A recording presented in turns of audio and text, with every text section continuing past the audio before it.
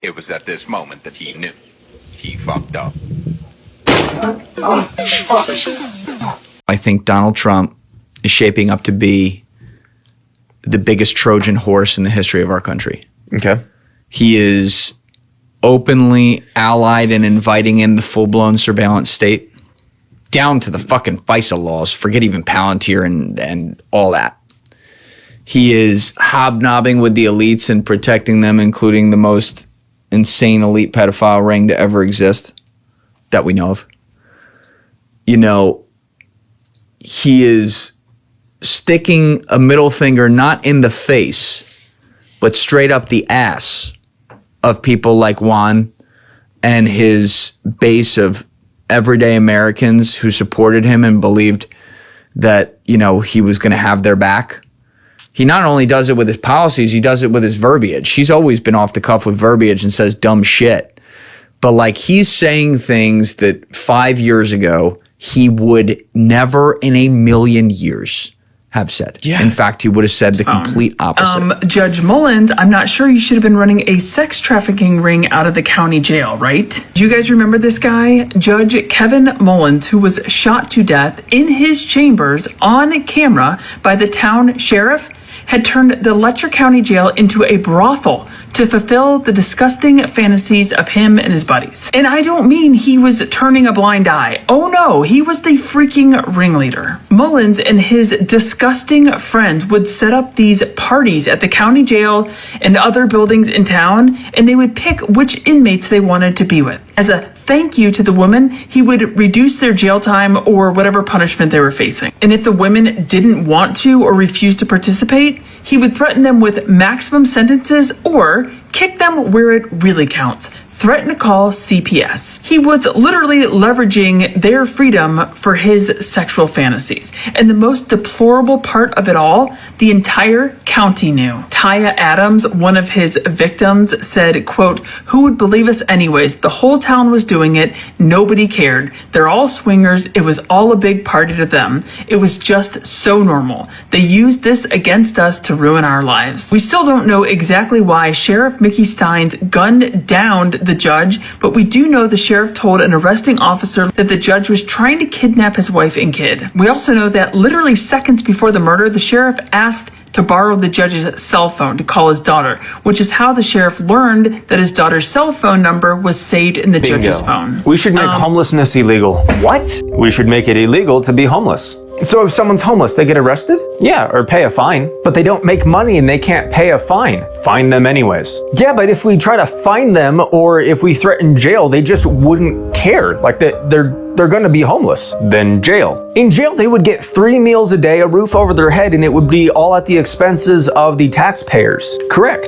So you actually think that we should do that? No, I just wanted to give you a parallel for how dumb gun laws are. What? Well, you know who follows gun laws? The people who wouldn't be breaking them in the first place. Yep. And you know who doesn't care about gun laws? The criminals who break laws and by definition are criminals. Yeah. So you're saying that gun laws are as dumb as making it illegal to be homeless? Yeah, that's exactly what I'm saying. Okay, yeah, that actually makes a ridiculous amount of sense. Yeah, we need to abolish every single gun law that exists and allow free people to be free people. All of them? Are all of them infringements? Well, yeah, to various degrees. All of them. Because they literally only restrict the good guys who wouldn't be doing anything bad with these tools in the first place. Bingo. Okay, hold on a second. I just found something out about the old bell theory. Why'd we get rid of all the old bells? Did they emit positive vibrations and frequencies that are good for you? Did they repel demonic activity and that's why they got rid of all of them? These are some questions people have been asking, but I just found something out in Spider-Man 3 that is going to absolutely blow your mind about bells. So for one, we do know that sound, energy, frequency, vibration, Nikola Tesla knew all about it. There's also something called sonic levitation, where in theory, you can levitate things using sound waves, not heavy lifting, like we're talking sound waves. But also, for thousands of years, they've believed that ringing bells can repel demons. That's deeply rooted in ancient Rome, ancient China. They believe that the reverberating sounds drive away malevolent entities. Think about in Japan when they bang the gong outside of the big temples there. But here's the absolute crazy part. In Spider-Man 3, when Peter Parker is basically infected with a demon, possession, he goes to a church tower because he wants to get rid of this thing. The bell starts ringing, and then it gets and repels this demon venom off of him. Now, we know that it goes and lands below on the other guy who turns into actual venom, but they literally have this in Spider-Man 3. So, what do you do with this information? Well, it's good to know things, and also I think we should probably get some bells and start putting the bells back up. Bring back bells, man. I will lead that movement. We need more bells, because I think there is a lot of darkness that's lurking around right now, but the light is obviously, of course, stronger. But let me know your thoughts in the comments below, and follow. Okay. What's that? Oh, there's some information coming out right now about what's about to be disclosed on Disclosure Day, March 6th, about the aliens and such. What? Tell me more! Yeah, there's some insiders coming out talking about how the purpose of this isn't to say, oh yeah, there's other people, other species living on this planet that aren't human, that are alien, this and that, which there probably are, but this isn't the purpose of them letting out this information. What they're saying is the purpose of letting out this information is so that we can gradually take out the way that our current system is operating, and so that we can then introduce a new system and / government, if you will, might be called something else, and to implement that, because they're going to release all this information, which will probably have people wondering, oh my gosh, who's going to help us? And then they're going to have a solution for us, creating this new system.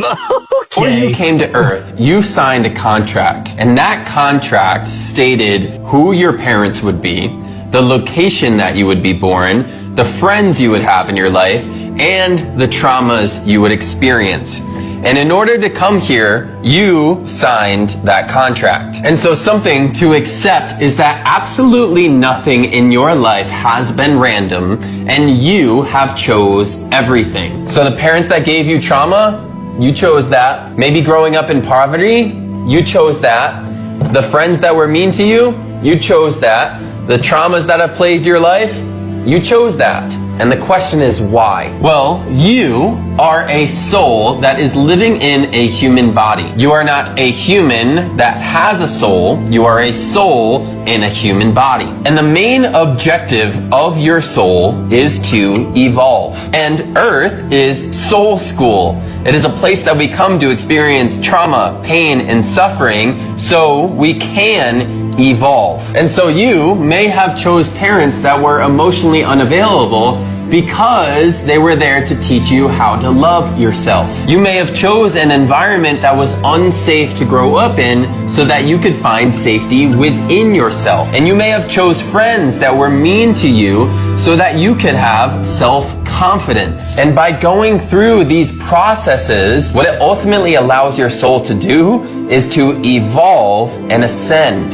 The whole point of your soul is to learn, grow, and ascend. And so it is your job to take responsibility for everything in your life and heal from it so that your soul can go on its proper path. If you choose to continue to suffer and feel sorry for yourself, you are only getting in your own soul's way. Find the power that lies when you accept everything in your life and you choose to heal from it. I'm chopping out this invasive bamboo on my property, and it kind of reminds me of the American political system. When you're chopping bamboo, you have to start with the stock to be able to see the problem at the base. But the only way forward is to dig it out entirely at the root. Like the bamboo, if you don't give the two-party system constant, aggressive, non-violent attention, it explodes out of control and takes over your whole territory. We can't just trim leaves anymore. We have to pull it out by the root.